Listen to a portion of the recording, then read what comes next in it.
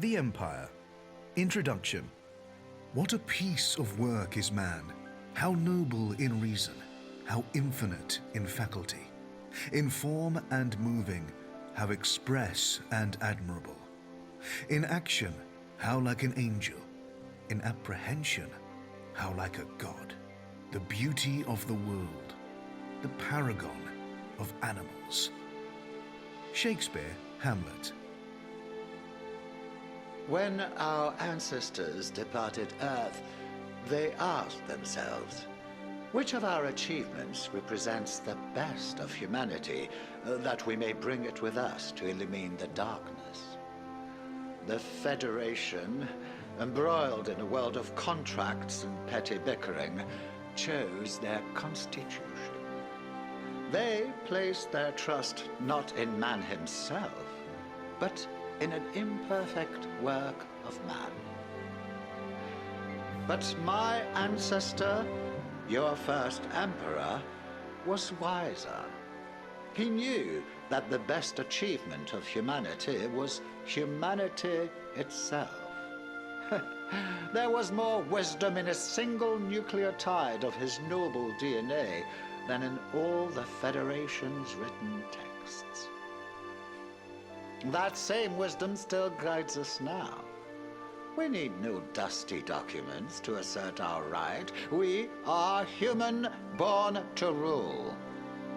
And the universe awaits the firm hand of our governance. Emperor Trascan Duval II, undelivered draft speech written immediately before his sudden and unexplained death. The Empire, while younger than the Federation, is easily the equal of its historic rival in terms of scale and resources. The key social distinction between the two powers is that slavery in the Empire is legal, a fact that has remained a source of controversy since its inception, both within the Empire and without. Some observers have pointed out, however, that conditions for those at the lowest levels of federal society are far worse than those experienced by imperial slaves. The popular image of the empire is one of opulence, but while pomp and pageantry may be the norm in the core imperial systems, elsewhere in imperial space, one can find myriad examples of deprivation and squalor. Indeed, the empire encompasses many striking contrasts. Sophisticated technology exists alongside an ancient Roman system of government, and the affluence of the core worlds depends on often unregulated slave labor in the wretched outer colonies. Ruthless industrial efficiency and low taxation has made the empire rich and mighty. The hierarchy of imperial society is rigid, but a citizen can always rise through the ranks if he or she becomes wealthy enough and makes the right connections. Even a slave could, in theory, become a senator.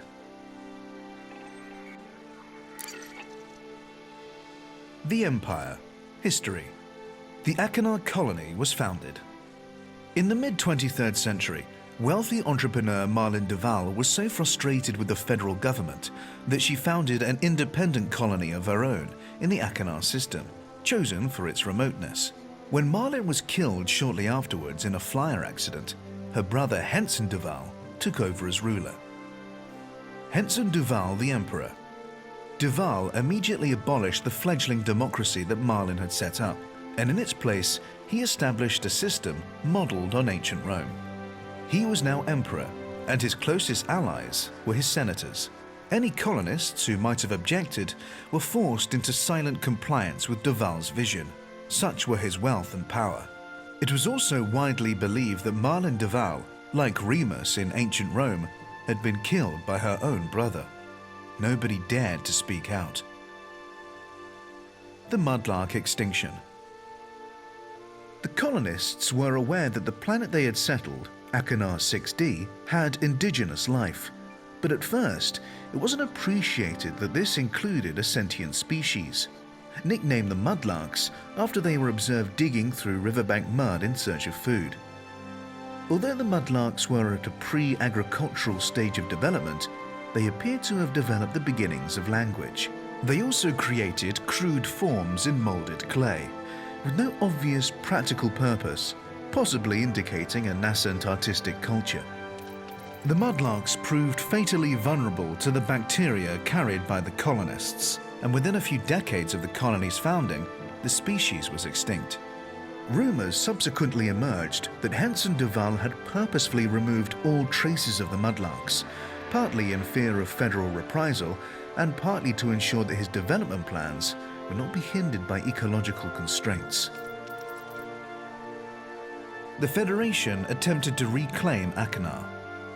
When the federal government heard rumors that Duval's colony had recklessly caused the destruction of a sentient indigenous species, they decided on military intervention. The Imperial ships beat back the federal attackers, who were unable to establish a beachhead among the airless outer worlds, and struggled to maintain supply lines so far from Earth. The federal forces eventually fell back and entrenched in the Beta Hydri system. Skirmishes with Imperial ships continued for the next 50 years, but these were unable to prevent Duval from expanding the Empire to many other worlds. The Age of Expansion. After hostilities with the Federation ceased, the Empire entered a century of growth, annexing many new systems and persuading others to join. It spent the following 2 centuries consolidating its new territory, appointing colonial administrators from among the noble houses of Achenar.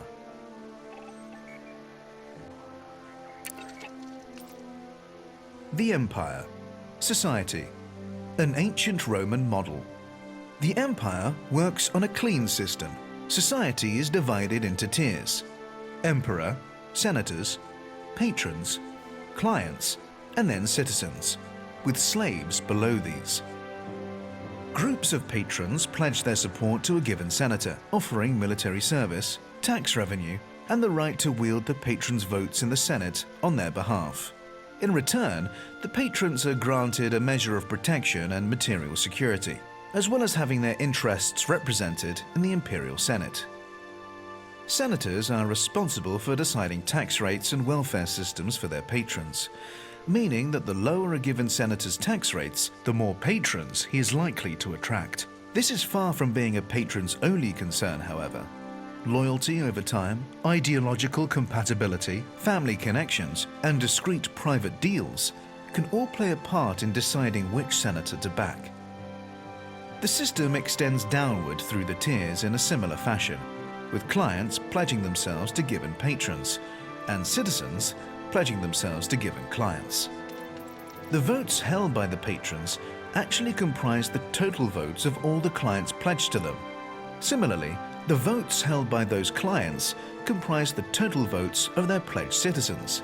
Patrons are therefore capable of investing variable degrees of power in their chosen senators, with the result that some senators are more powerful than others. Senators are responsible for those below them, meaning that everyone has a form of social security, at least in theory. Indeed, many senators take pride in the security they offer their citizens. Some have even been known to drain material wealth from small independent worlds and pump it back into the capital economy, allowing them to reduce citizens' taxes and giving their own popularity a considerable boost. Patrons are free to withdraw their patronage from their chosen senator, placing the onus on the senator to represent them satisfactorily or face a loss of voting power. Rigid stratification. The division between social classes is formal, unambiguous, and strict. But there is a clear path to advancement. A person can pay a fee and petition for admittance to the rank above.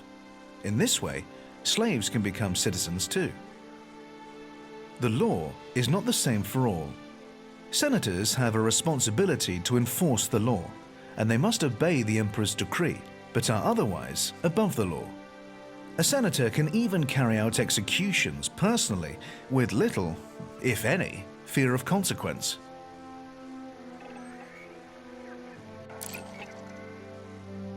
The Empire. Military. The Imperial Navy. Maintaining a modernized navy has always been a top priority for the Empire. The ever-present threat posed by the Federation has driven previous emperors to empty the coffers again and again, for fear of being outstripped in the arms race. More recently, funding has come from wealthy individual senators, many of whom are all too eager to gain influence within the Navy. Indeed, it has been claimed that devastating planetary mining has been carried out in order to further this cause. The Facisi system is arguably the most significant imperial naval base. Many officers are housed on the world of Topaz, while Peter's Rec is home to the training centers. As well as the battle fleets, the Imperial Navy maintains a subdivision dedicated to exploring the fringes of known space. The Emperor's Own. Genetic engineering is not officially tolerated in the Empire, but it does sometimes take place. One notable example is the Emperor's Own, a group of genetically engineered super soldiers deployed during the shock invasion of Mansfield Colony in the Leadler system in 2959. They proved brutally efficient, overrunning the Federal defenses in a mere 2 hours and inflicting a rare defeat upon a Federal Gurkha regiment.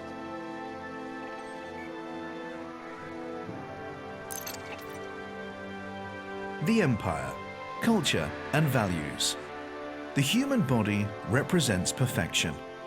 This belief, once held with near religious intensity, still forms the bedrock of the Empire's culture and morals. Genetic modification is frowned upon, but a degree of genetic correction is known to take place, supposedly to correct defects such as vulnerability to certain diseases. The belief in the sanctity of the human body originates with the first emperor, Henson de Val. While he did not claim to be literally descended from the gods in the manner of Roman emperors of old, he declared that his own image was the paradigm to which others ought to aspire. Households across the empire were required to display a statue or bust of the emperor in a place of honor. Imperial citizens are therefore expected to shun habits that corrupt or defile the human body, such as excessive indulgence in narcotics. The ownership of slaves, by contrast, is tolerated in the same way that the ownership of any beautiful work of art is tolerated. Mistreatment of slaves is thus akin to vandalism. Keeping one's own body in peak condition and adorning it with jewels and expensive clothes is not vanity, but duty. And owning well-treated slaves is also considered a sign of good character. The Emperor's word is supreme.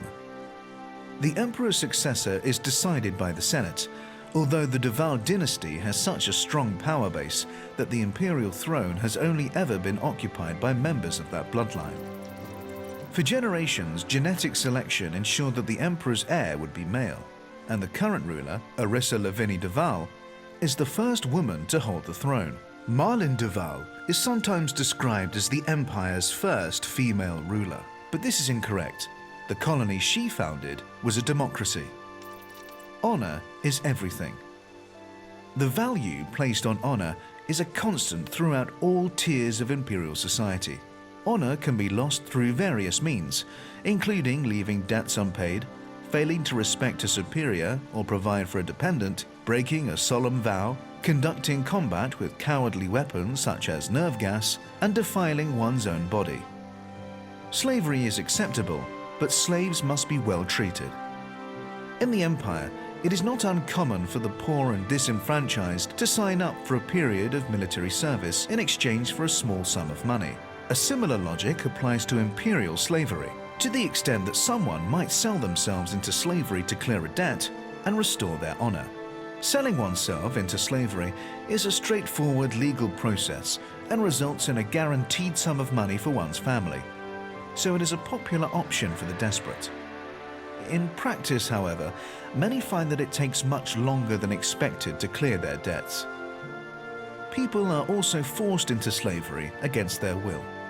Sometimes a senator will sentence a person of lower rank to be stripped of citizenship and designated as a slave. But it is more common to impose a fine of such magnitude that the citizen has no recourse but to sell his or herself into slavery. Slaves may also be taken prisoner following a conflict, abducted from their home, or even captured in a hijacking. While trading slaves is lawful everywhere in the Empire, except on Emerald, taking new slaves outside of wartime is illegal without the blessing of a senator.